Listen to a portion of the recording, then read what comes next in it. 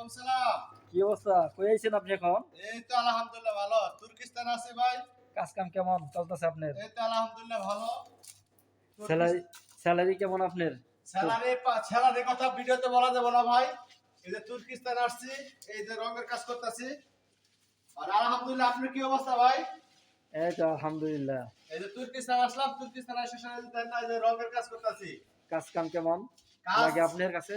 কাজ অনেক হার্ড, 12 ঘন্টা ডিউটি, তারপরে রান্না করতে হয় 400-300 ডলার পাই পাবো।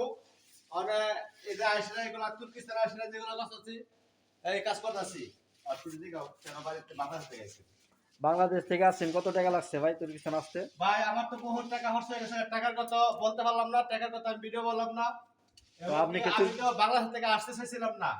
টাঙ্গাইলের এক সেরি আছে ভাই, কে দিয়া প্রথম দিয়ে আপনি আপনি কি তুর্কিস্তানে কি আপনি খুশি?